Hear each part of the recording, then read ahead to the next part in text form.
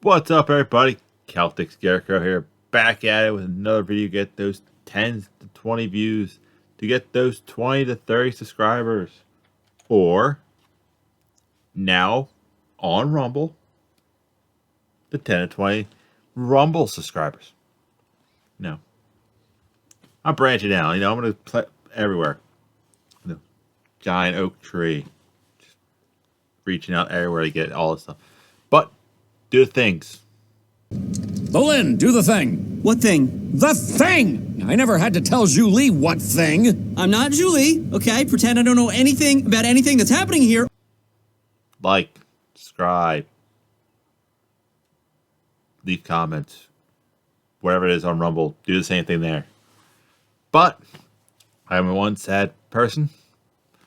My team lost Game 7. I do think the refs did screw them. Missed the call. Bad penalty in overtime, and which leads to the Rangers win. So we're kind of going to go at it with a, no more, oh, here's this video. Hopefully my team does well. Yay. No, it's now just normal videos. Pick to win the cup now the Penguins are out. Colorado. I liked how that team's set up.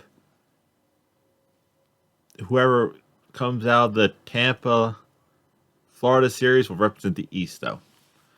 But today, we are reacting to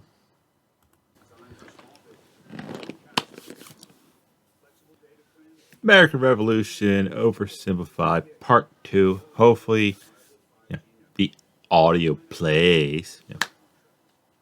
That would be nice. 14 minutes. Let's see how far I get. Might have wild drunk people pop in, which I'll edit them out. This video was made possible by Brilliant. Math and science done right. Keep watching until the end of the video to learn how you can get 20% off the annual premium subscription.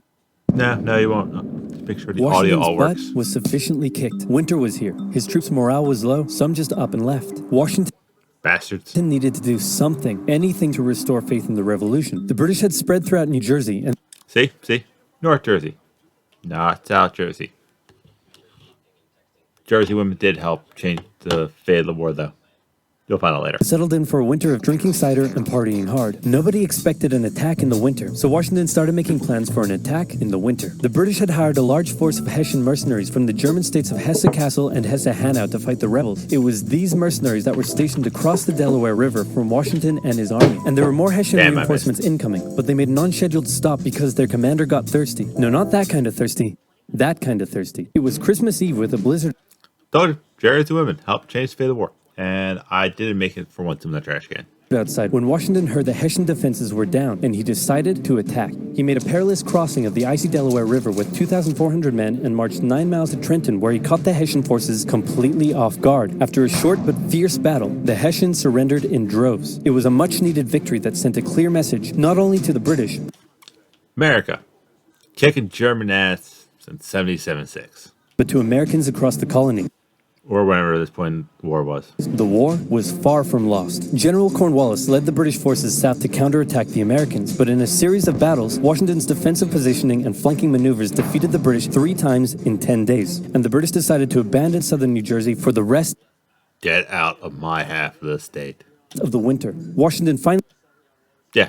You people want to bitch about South Jersey. set up a winter British never fully conquered my area. camp in Morristown, but for the Americans, there was much less partying than the British. Elsewhere, the British had taken Newport, Rhode Island, because it was a good naval base. In the south, they failed to take Charleston, South Carolina, which left British loyalists unsupported and vulnerable to more harassment and even mass expulsion. Congress sent Benjamin Franklin to France on a mission to convince them to join the war, and while the French Yeah, sending Ben Franklin to France is like sending Gronk to France to help build NFL relationships within France. Yeah, he'll probably get the job done, but he'll party hard. I'm pretty sure Ben Franklin partied hard with Voltaire. generally loved any opportunity to hoodwink the Brits. They didn't want to join unless it was a sure Yeah, British did not. French and British never got along. win. So for now, Franklin spent his days chilling out and chasing tail. The British Parliament couldn't Wrong. The war wasn't over yet, and the pressure was on to end it. So the British came up with a plan. General Burgoyne in Montreal and General William Howe in By the way, pretty much all of this area is considered Massachusetts. New York would advance through the Hudson Valley and meet in the middle, splitting the colonies in two, and thus The northern, more populated. screwing over the American communication lines. Burgoyne began his movement south, and after taking Fort Ticonderoga quite easily, he then came across heavy American resistance. So he sent Howard Dingle-Dongle asking if he'd be Bad text message from back then. showing up anytime soon. Meanwhile, Howard completely abandoned the plan and gone for all-out personal glory by capturing the American capital, Philadelphia. He defeated Washington and his army at Brandywine Creek by using the old hit-him-with-a-decoy and flank him from behind tactic, and Philadelphia was now in British hands. Oh, no, not Philly. Why do we have to take that city Forcing back? Congress to escape to York, but Burgoyne was left on his own to face the ever-increasing American force in Saratoga. American General Horatio Gates teamed up with our old friend Benedict Arnold to deal one final blow to Burgoyne's army. Arnold wanted to take the fight to the British, but Gates wanted to wait for the British to come to them. After a heated debate, Gates, the senior officer, Probably less throwing, but told Arnold to go to his room, but Arnold defied his orders, and at the Battle of Bemis Heights, he charged at the British and obliterated them. Great job, Horatio. By the way, what happened to that other guy who was in Saratoga? Who? Benedict Arnold. Never heard of him. Ouch. Hey, George, didn't I do a great job? I have money saying those three are actually all real paintings. Taking Philadelphia and all? Didn't I? You're fired. Both Burgoyne and Howe returned to Great Britain, leaving British General Henry Clinton to take charge of Clintons. Killing Americans. No comment. I like the living. war. And the war was about to take a nasty turn, because with the victory at Saratoga, the French were finally ready to join the Americans. All right, Benny, we're in. Hey, isn't this kind of funny? You know, because you're a republic trying to overthrow an absolute monarchy, and I'm an absolute monarchy helping you? Like, could you imagine if your revolution inspired my people to revolt against me, and then they imprisoned me and all my family, and they chopped all of our heads off? Could you imagine? That's called foreshadowing. And if you want me to react to the French Revolution Oversimplified, coming 2027, it pretty came out. 10. 10 likes. All we're calling for is 10. I can do 10. For now in America, winter was here once again, which meant yet more disease, more starvation, and even a little mutiny. After losing Philadelphia, Washington's job was again on the line. But suddenly, a Prussian guy with a very fancy name, hired by Benjamin Franklin, showed up out of nowhere and said, See, Franklin did some stuff besides bang French chicks. "Hey, I'm here to give your men a European military training." And train them he did. They learned how to shoot accurately, how to march in formation, where to poop and where not to, and strict punishments were handed out to any who didn't comply. Washington's army came out of the winter in 1778 a new and improved force, ready to take Philadelphia back from the British. In the end, though, they didn't have to. With the French entry into the war, the British ordered General Clinton to evacuate Philadelphia and consolidate all of the British forces in New York. So See, even the British didn't want Philadelphia. Washington sent Benedict Arnold to reoccupy and secure the city as he pursued the British through New Jersey on land, eventually finding a good opportunity to attack at Monmouth Courthouse. The battle took place on a sweltering hot summer's day, and as many soldiers died from heat stroke as they did from battle. In the end, Yeah, Jersey can get pretty hot.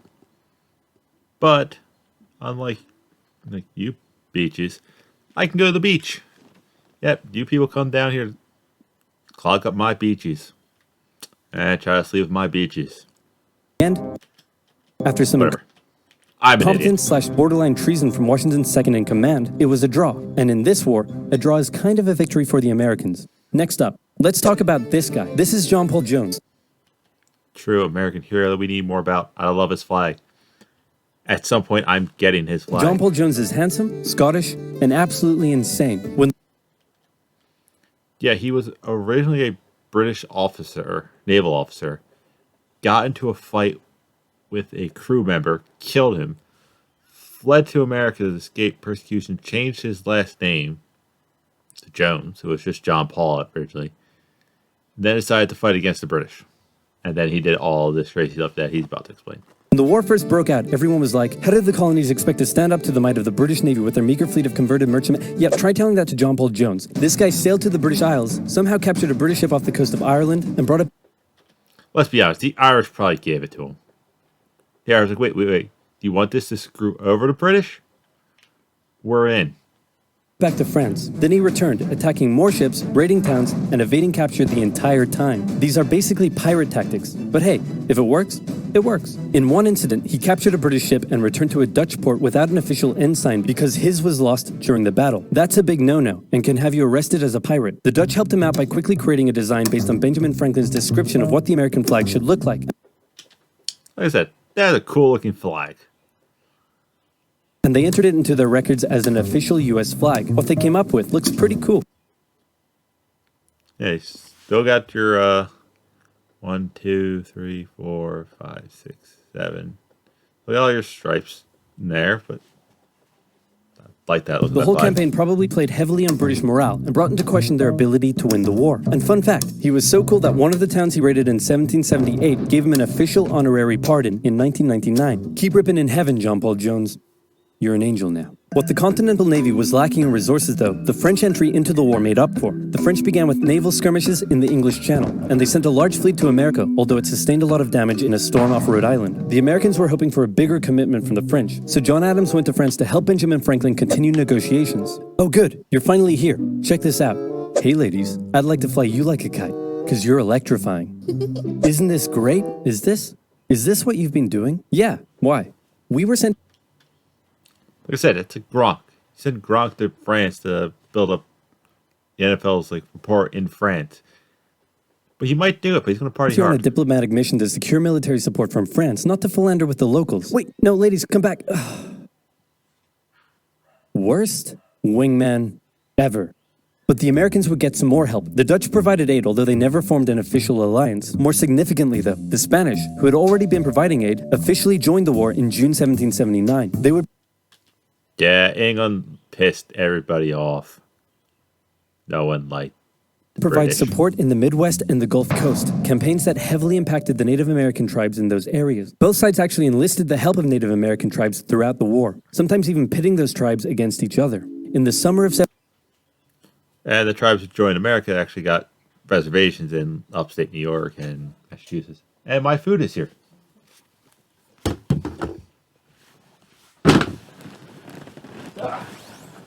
6.5 hours later.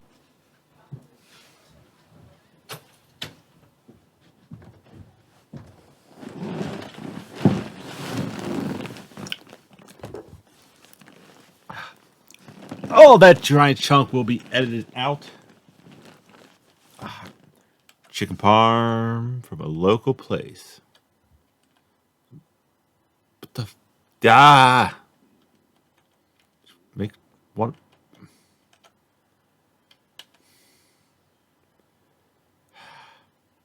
Okay, everything seems to still be working. Okay. And go again. 1779, after a series of raids against the Americans by the Iroquois, Washington organized an expedition that burned down more than 40 villages, forcing the tribes to relocate to Canada for British protection. And another group that shouldn't go unmentioned were African Americans, both free and enslaved. They joined both sides of the war, hoping to gain their freedom. But afterwards, many were simply returned to slavery, particularly those who had fought for the Americans. Dick move, guys. Dick move. Despite owning slaves himself, Jefferson had written a condemnation of slavery in the Declaration of Independence, but out of fear of offending the southern colonies, this was removed from the final draft. For the same reason, the American Army stopped enlisting African American men in 1775, a policy that Washington, a slave owner himself, supported. But they were Different times, so I'm not judging them for the way it was in 1776 or 8. The 70th century, different times. Thank God we got smarter. Well, at least in the Western Hemisphere, there's still slavery going on in the other half of the world. They were forced to reverse the policy after the British promised freedom to any slaves who joined them. In general, you stood a better chance of gaining freedom if you fought for the British. However, even those that left with the British after the war suffered mistreatment and discrimination in their new lives outside of America. Like I said, that era wasn't the kindest. Granted, people are still assholes in this era, but a lot less of them. Well, they're assholes, but yeah, a lot less of them. Our good friend Benedict Arnold is now in charge of Philadelphia, having a good time, partying down with, and even marrying a member of the Philadelphia elite. The same elite that had partied down with the British when they controlled the city. And suddenly, the people of Philadelphia, including the state governor, started accusing Arnold of having pro-British sentiments. To keep the people happy, Washington wrote a letter rebuking Arnold, calling his conduct imprudent and improper, and that was too many ouchies for Benedict Arnold to handle. He asked Washington to put him in charge of the fort at West Point. Then he contacted the British, offering to hand the plans of the fort over to them and join their side. Our good friend Benedict Arnold is our good friend no more. Maybe Philadelphia had a right with this. He was inside of the British. Luckily, the treasonous plans were discovered on a captured British officer, but Arnold managed to escape before he was arrested. As a British brigadier general, he would go on to lead raids against American cities, most notably his raid of Richmond, Virginia in 1781. His betrayal shook George Washington, who had once again set up camp at Morristown. His leadership somehow held the Continental Army together through the harshest winter of the war. We're entering 1780, and Parliament was hopping mad that the war still wasn't over. The British debt was soaring, and despite taking parts of Massachusetts in late 1780, Yeah, that was considered Massachusetts. 1979, the North was in a stalemate, so the British decided to make a major shift in strategy to the South, an economically rich area with a higher level of support for the British, or so the British thought. A year earlier, they had captured the underdefended city of Savannah, Georgia easily, and a joint American-French counter-siege failed. Now, they laid siege to Charleston, South Carolina. It fell within months, with thousands of American troops surrendering to the British, a costly defeat.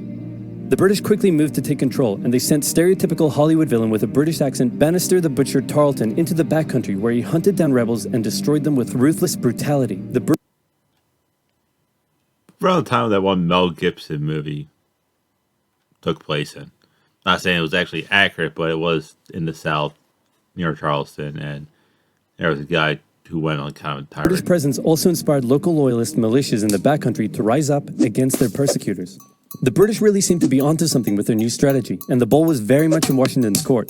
I'm gonna send my most loyal general, Nathaniel Greene, to the south to stop the British. Gonna have to overrule you there, George. We're sending hero of Saratoga and your biggest rival, Horatio Gates. Watch this, George. I'm gonna save the day. Horatio. Weird Again, name. everybody will love me, and I'm gonna get your job. Here I go. And he got into one battle with Cornwallis, got annihilated, and ran away.